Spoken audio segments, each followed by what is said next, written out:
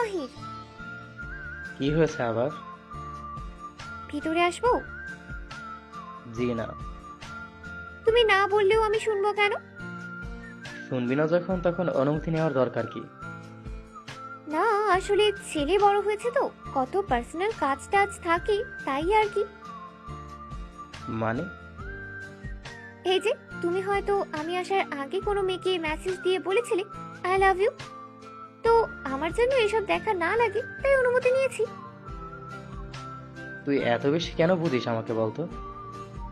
কারণ আমার বোঝার শক্তি বেশি, তাই। কি জন্য এসেছিস সেটা বলে বিদায় হয় এখান থেকে। তোমার খাবার দিতে এসেছি। আমি খাবো না, তুই যা। আমি খাবার নিয়ে এসেছি, চুপচাপ খাবে, আর কোনো কিছু শুনতে চাই না। তুই কি আমাকে হুকুম করছিস নাকি?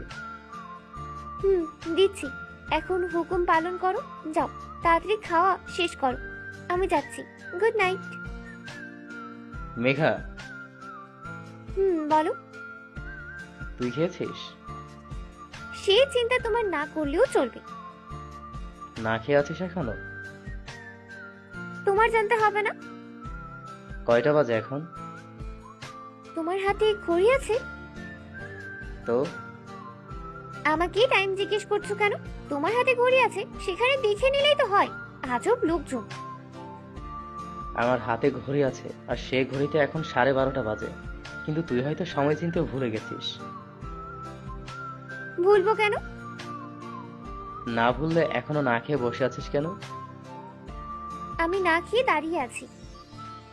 আজাইরা কথা বলিস কেন? এখানে বস। কেন?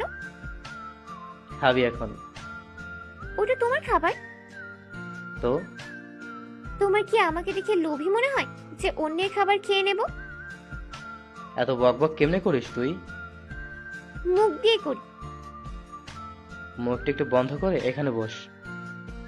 করবো না মুখ বন্ধ, আর তোমার পাশেও বসবো না আমি। কেন, আমার গা দিয়ে কি গন্ধ বের হচ্ছে নাকি যে তুই আমার পাশে বসবি না? তুমি গোসল করেছো? ও মা, গোসল করবো না কেন? ওই বাজে স্মেলের শ্যাম্পুটা দিয়েছো? না তো।